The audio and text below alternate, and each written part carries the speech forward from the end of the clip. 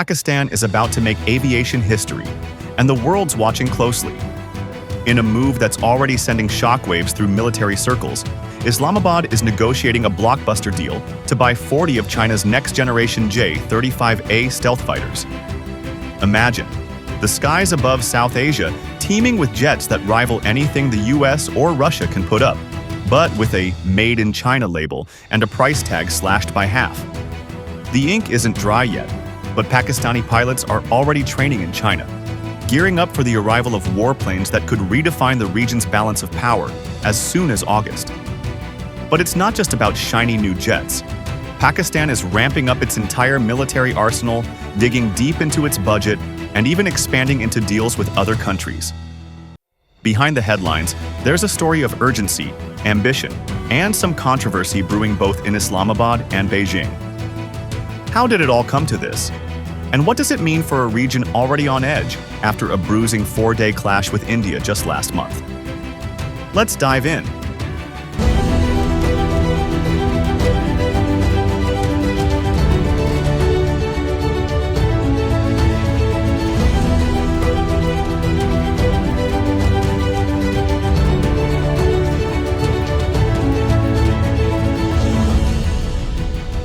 Absolutely, here's a detailed analysis on how these Chinese jets, despite their initial appeal, are proving deeply costly for Pakistan, financially, strategically, and even politically.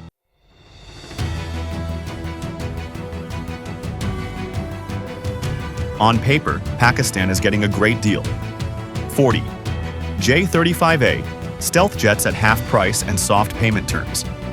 In reality, this is stretching a faltering economy to its limits. The government's 20% defense budget hike to $9 billion comes against a backdrop of repeated IMF bailouts. Pakistan's 28th in 35 years, underscoring just how precarious the country's financial footing is. Defense spending now eats up precious fiscal space at a time when the national debt has ballooned to $269 billion, with debt servicing alone consuming nearly 2% of GDP. The price is not just measured in dollars. To pay for these jets and related military procurements, Pakistan canceled 118 planned development projects, worth 1 trillion Pakistani rupees, covering everything from healthcare to infrastructure. This opportunity cost is stark: jets in, hospitals, and roads out. Then there's the issue of existing debt. Pakistan already owes China $15 billion, making Beijing its single largest creditor. Taking on additional obligations for these new jets, even on favorable terms, only deepens Pakistan's dependence and financial fragility. Unsettlingly, reports from Chinese analysts and on social media suggest Pakistan may not even be current on payments for earlier arms deals like the J-10C, raising real doubts about its ability to fulfill future obligations for the J-35A.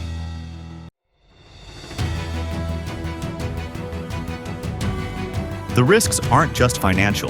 The J-35A, for all its headlines, is still in the testing phase and hasn't been officially inducted into China's own Air Force. Pakistan isn't just a customer. It's essentially volunteering as the test case for Chinese fifth-generation tech. The aircraft's true combat effectiveness, long-term reliability, and maintenance requirements are unknowns, making Pakistan both the laboratory and the billboard for China's latest defense export. Recent combat experiences have not helped confidence. While Pakistan touted the success of its Chinese J-10C and JF-17S in the May 2025 skirmishes with India, outside reports and defense analysts, especially those citing failures during the conflict, paint a far less rosy picture. Some allege systemic failures in Chinese platforms and significant losses of JF-17s, J-10Cs, and even F-16s. The reality is likely somewhere in between, but what's clear is that Pakistan is scrambling to replenish and modernize its arsenal, raising questions about whether the new hardware is more about patching holes than gaining a true edge. There's also strategic dependence to consider. Around 80% of Pakistan's air fleet is now Chinese-sourced, streamlining logistics but making Islamabad vulnerable to any shifts in Beijing's foreign policy. China holds the keys to spare parts, maintenance, upgrades, and even access to advanced munitions. That leverage could be used explicitly or implicitly, to align Pakistan's regional policies with Beijing's interests. At the same time, this growing dependence could force Pakistan to sideline its remaining Western systems, especially its F-16s, complicating interoperability and reducing its flexibility on the world stage. From the outside, especially for India and other regional observers, these moves look less like modernization and more like Beijing using Islamabad as a military proxy to counter India and project power.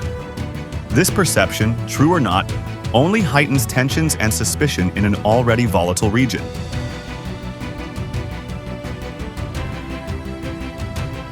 The price Pakistan pays isn't just material.